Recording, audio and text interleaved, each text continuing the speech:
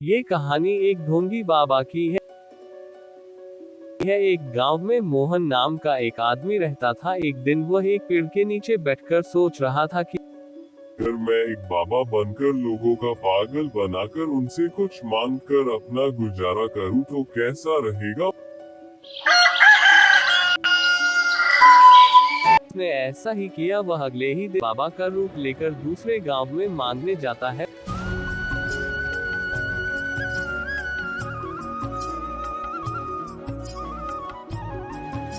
वह घर घर जाकर बोलता,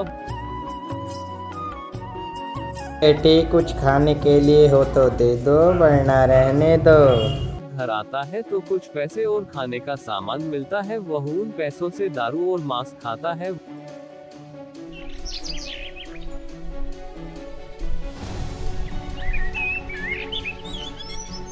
वह अगले दिन फिर दूसरे गांव में मांगता है।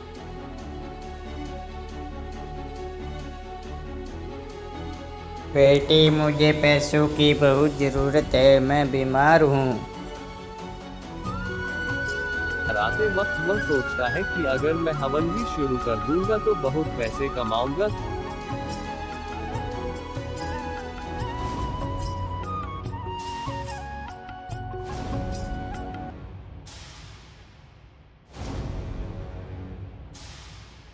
तो 2-3 दिन बाद वो हवन करने का प्रचार करने के लिए गांव-गांव में पर्चे लगवाता है।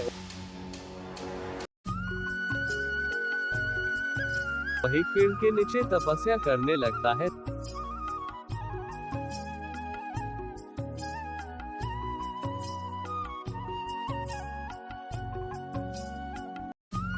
थोड़ी ही देर बाद एक आदमी आकर बोलता है,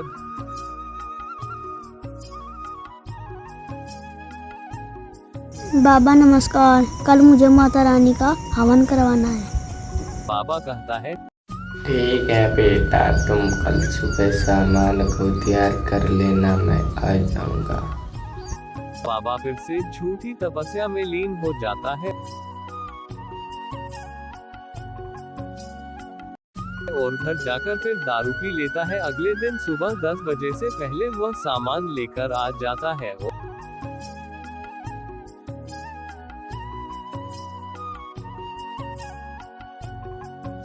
और थोड़ी ही देर बाद ढोंगी बाबा भी वहां आ जाता है। बाबा हवन शुरू कर देता है। ओम स्वाहा। हवन पूरा होने के बाद बाबा पैसे लेकर घर आ जाता है और उन्हें रखकर फिर से पेड़ के नीचे तपस्या में लग जाता है। धीरे धीरे उसका नाम टिल्लू बाबा पड़ जाता है। टिल्लू बाबा जब गांव में मांगने जाता है तो उसे एक पेड़ दिखाई देता है। वो वहां बैठकर आराम करता है। उस पूरे गांव में टिल्लू बाबा की जयकार होती है। टिल्लू बाबा की जय हो, टिल्लू बाबा की जय हो। और वह घर घर जाकर मांगता है और उन पैसों से दारू पी लेता है। ऐसा करते करते उसने 1 महीना बीत गया। उसका नाम आसपास के सभी गांव में प्रचलित हो गया क्योंकि उसके बोलने का तरीका सबको मोह लेता था। वह पेड़ के नीचे तपस्या कर रहा था, तभी एक होशियार लड़का उनके पास आकर कहता है, प्रणाम बाबा। बाबा, हमारे घर में माँ भगवती का हवन करना है। बाबा ने उसको सामान बताया। कल सुबह ठीक 10 बजे मैं आ जाऊंगा। ठीक है बाबा, वह चला जाता है। अगले दिन सुबह बाबा जी हवन को शुरू कर देते हैं। वह बोल रहा था, ओम स्वाहा, ओम स्वाहा। लेकिन लड़का होशियार था। वह बोला, बाबा ये सब आप पूरा पढ़कर बताइए। बाबा घबरा गया और बोला, ये आपको नहीं, भगवान को सुनाना है।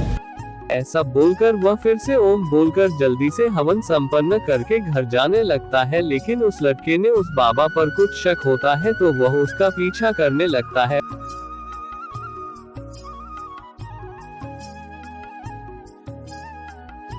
बाबा घर जाकर दारू और मांस खाने लगता है। ये देख वह लड़का भौचक्का रह गया और अगले दिन अपने गांव वालों को सारी बात बताई। तब बाबा टिल्लू वहां मांगने जाता है तो गांव वाले मिलकर उसे वहां से भगा देते हैं।